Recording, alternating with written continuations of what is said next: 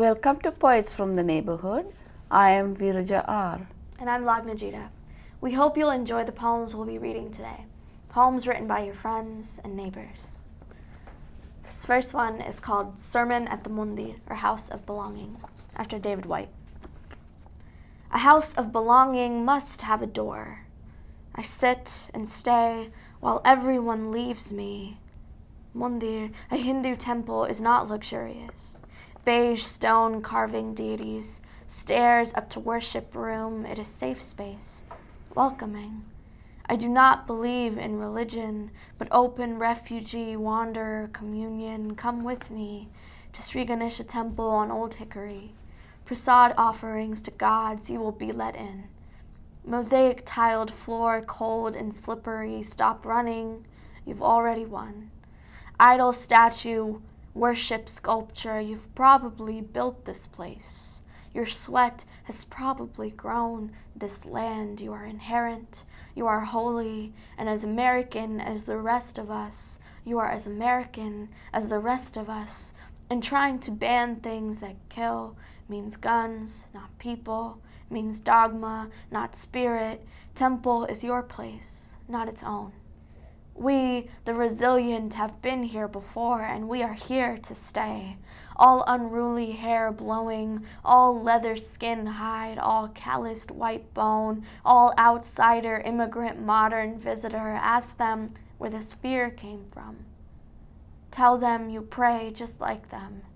Show them the war you walked out on, and its soiled sheets, its bad breath, its colonization. You wash up bloody and beaten on temple shore like refuse, like message in bottle, like plea for help. You are burnt brown, but temple seeps holy water. You are rusted, creaky, but these doors have no hinges. Do not listen for sirens, but bells, but call for prayer, but arti fire and flowers. You do not need to know this language if you repeat it. Echo what the Purohit says, listen to be heard. I've been coming here for years, and so have you. Many ghost footsteps, broken limbs emerging from rubble. Sell these pictures, but demand more in return. Come to temple asking, and leave full, but also stay. They may not want you, but this temple needs you. Your labor, your tears, your relief. Let them realize what boundaries are with the absence of them. Let them into your house of belonging. Let them eat your food, read your scripture, sleep in your bed, laugh in their face with them. You are just as afraid, but you are ready when we enter the temple together, holding hands in our matching saris and bangles. You glitter as we walk in tonight. This is my newest sermon. My oldest incantation, a ritual chanting mantra about how much this place is all of ours, how much we all belong. I have left my shoes at the door, as I will be here a while. So will they. So will you. Transcending McDonalds, 2007, by Nancy Fletcher Blume. Coffee, drive-through McDonald's roundabout, a landscaper's jungle, green nandina bushes, swaying masses of tall bamboo, steam rises.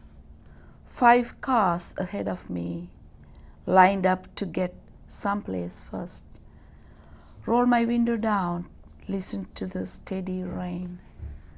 Water surges escaping, holes in tin gutters, cascading on the carelessly placed order of border rocks. Watch large cat eyes peering, ready to pounce. Monster cars, bamboo bends as rain picks up. The tingle of wind chimes, echoes of a distant gong. Welcome to McDonald's.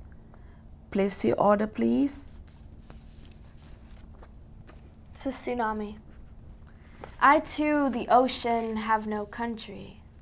The lines on maps cannot show me my home, my ecosystem. It is slowly being taken from me.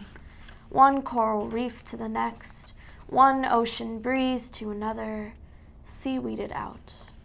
The light does not touch me often. Underwater is already the darkest place on earth. My skin, like yours, I fight your fight. No one can see me. I'm invisible, save for the boats that float over my being, only to forget me when they're gone. I am like you, island people. I taste of salt like your tears. I fight to survive like you for your children. I give you fish so that you need me as much as I need you. We are all refugees, flooded with displacement and disappointment. We speak the same tidal language. We want the same things. To meet at equilibrium, to live in the midst of life, to question if this is a green problem or a brown one. I, too, the ocean, belong to no one. My people are the same as yours. My mother is the sphere we share. My birth certificate has no defining name. Who are we to call our own bodies ours alone? I, too, the ocean, have been here all along, like natives, who put a god into every grain of dirt, every mountain, every tree and sea, and prayed to it, to think that I once had a religion. A mantra surging through my crevices, a ritual resting in my caves, a respect sleeping under my shell. Well, where is the spirit, this faith, this understanding, the realization that we do not own this land? How can we fight each other for what was not ours to begin with? We are killing it. They're killing us.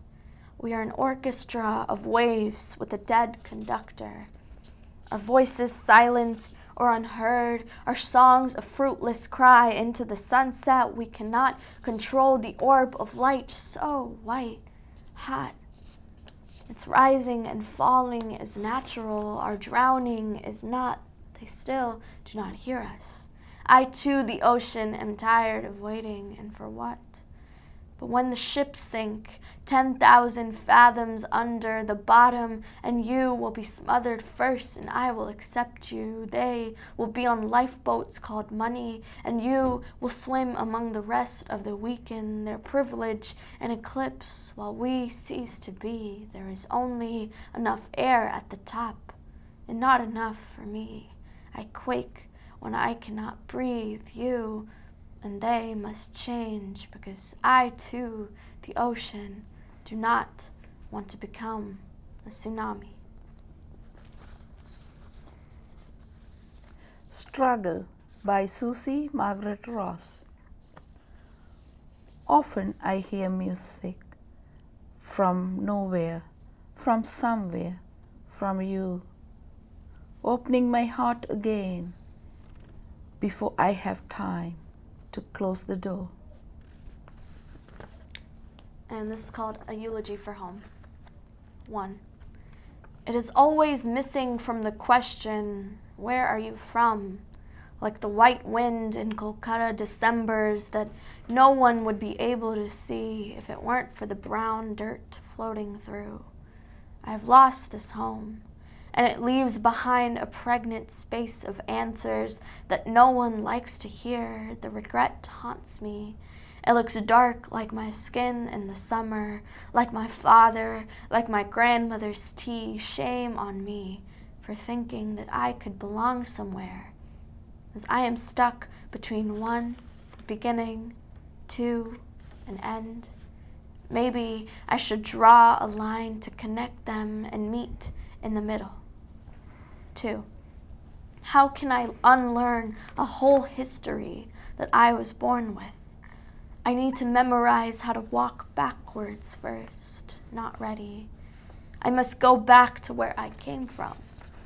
Feet inching away from this door frame, this street, this city, this airplane, this country, this ocean, this terminal.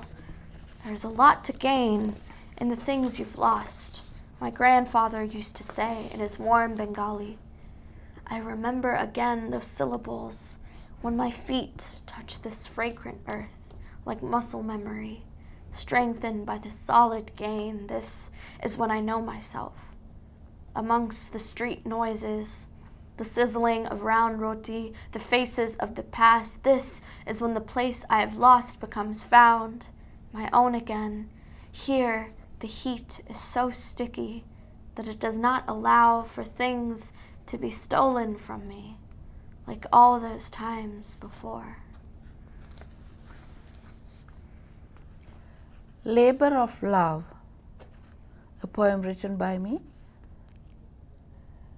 Dig deep into the soil, the soul, bringing out the miracle of life and sustenance. Thank you for watching Poets from the Neighborhood. We hope you'll join us again soon.